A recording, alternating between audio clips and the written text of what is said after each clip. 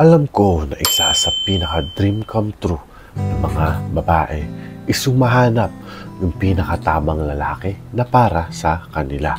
Ito yung mga hinahangad-hangad nila after nila mapunta sa mga failed relationship, sa mga hindi nag-workout na mga relasyon, or even sa hindi nag-workout na kasal or family. So ngayong araw na to, pag-uusapan natin kung paano nga ba kayo or bibigyan kayo ng signs kung ano nga ba yung tamang lalaki para sa inyo or kung paano nyo mahahanap yung tamang lalaki para sa inyo. Pero bago yan, huwag nyo muna kakalimutan mag-subscribe dito sa channel ko at hit nyo naman tong notification bell at i-like nyo na rin tong video kung nagustuhan nyo at i-share sa mga tao na nangangailangan. At i-shoutout muna natin ang ating mga mahal na subscribers na nagpapa-shoutout since last week. So ito ang ating mga mahal na subscribers. Ayan, unang-una binabati ko si Archely Emit ng Kuwait, kay Bambi Velarde ng Abu Dhabi, kay Nifla Bayaan ng Qatar, kay Marie Teresa Hatsushiba ng Japan, yan suki-suki natin yan, kay Juneta Bagiwa ng Jordan, kay yan, pinapabati daw si Machu ng South Korea, kay Jeril Corton Yamera ng Angeles, Pampanga, kay Rema Guerrero ng Hong Kong, hello. At last but not least, kay Rowena Valdez. Yan, maraming salamat sa walang sawang antubay. Ano ba yung Tagalog nun? Yung pag-aantabay sa akin dito, palagi sa channel ko. At yan, mostly yung mga nagpa-shoutout is parang mga regular, parang mga regular customer ko na to sa YouTube eh.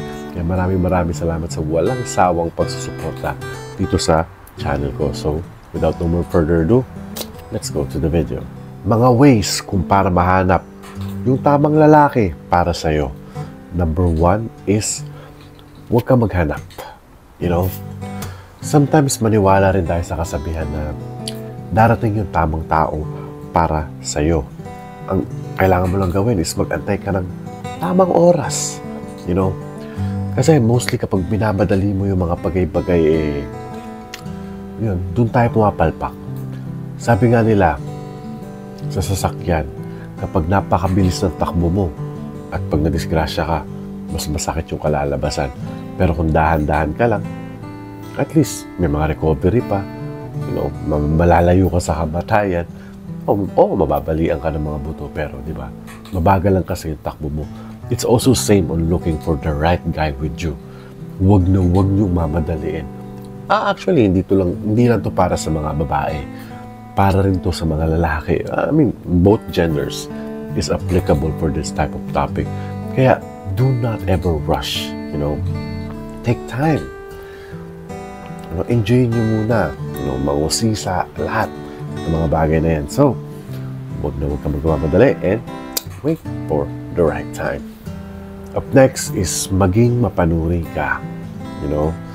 Yan ang pinaka-common mistakes ng mga babae ngayong generation na to. Kasi kesyo gwapo, automatic na mabait na, lahat kayang-kaya na, pasok na lahat sa standards nila, kesyo gwapo. But, kailangan yung suriin ng maigi. Parang, background check nga sa mga lalaki na kung ano yung mga nakaraan niya or ano siya, kailangan suriin mo muna yung lahat, kahit yung mga sulok-sulok, yung mga singit-singit nga natin kung tawagin. Kailangan mong alamin. Diyan mo rin kasi malalaman kung masasaktan ka ba sa huli or sasaktan ka ba niya sa huli. Magkakaroon ka na ng clue sa magiging outcome na magiging relasyon nyo. Kaya maging mapanuri ka bago mo ibigay kung ano man yung kailangan mo ibigay sa lalaki na yan. Up next is do not follow the trend. What I mean by this is wag mo susundin yung parang trending kung ano yung nauuso. Let's say for example, kunyari yung kaibigan mo nagka-jowa, di ba?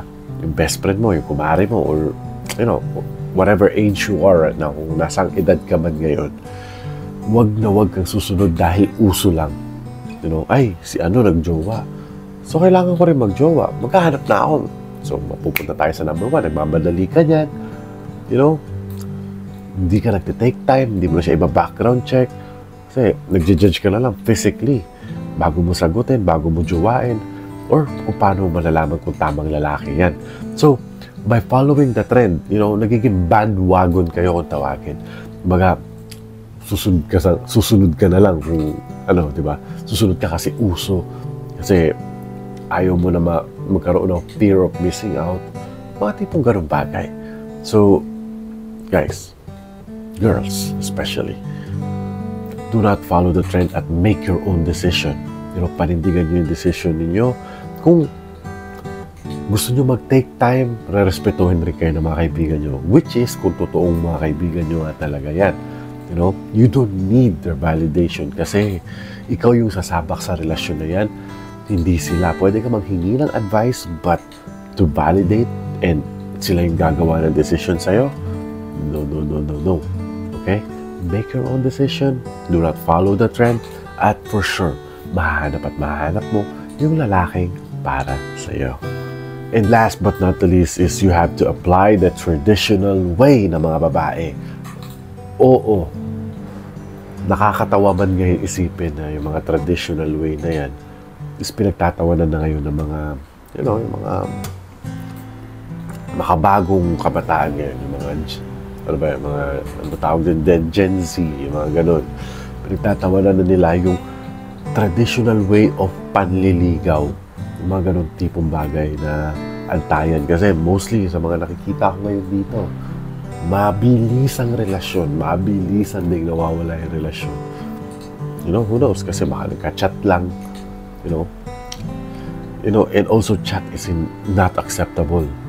Na magpaligaw ka sa chat, ate, magpaligaw ka sa personal. You know, obligahin mo yung lalaki na yan na mag-effort sa'yo. Okay?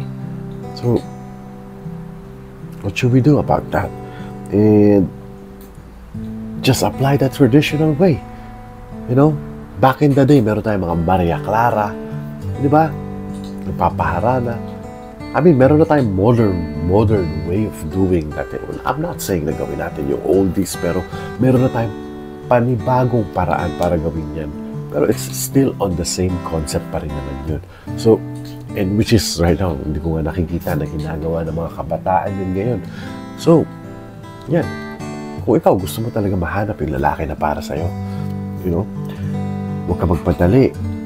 You know, at maging mapanuri ka, at do not follow the trend kung ano yung sinasabi ng mga kaibigan mo, at wag kang sasabay sa uso ngayon. And I always advise to follow the traditional ways. Kasi yung mga lolo't lola natin, yung mama at papa natin, nagkatuluyan, naging mag-asawa dahil sa traditional ways na yan. At ang traditional ways ko, sana nakasubscribe na kayo. Di ba? Sana nakasubscribe na kayo sa channel na to. At yan, meron po tayong maybe 2 to 3 videos sa week na to. So, antabay lang po tayo. Baka babalik na ako sa normal schedule ko ng uploading. Kasi nga, jowa ko nandito from Germany. And babalik na siya sa Wednesday, so sa Germany. So, yeah, babalik tayo sa normal upload date time natin kasi ang hirap nga mag-edit pag may kasama ka nga dito sa bahay. And if you notice na medyo mahina na yung boses ko. So, yeah. So, anyways guys, maraming salamat para sa pagsusuporta sa akin. Laging tatandaan, mahal na mahal ko kayo at huwag niyo kalimutan i-follow tong Instagram ko para makita niyo yung mga personal life ko na nangyayari dito sa South Korea. At pasensya na sa eyebags, matutulog na ako. Mahal na mahal ko kayo at laging tatandaan, mahal na mahal ko kayo. Bye guys.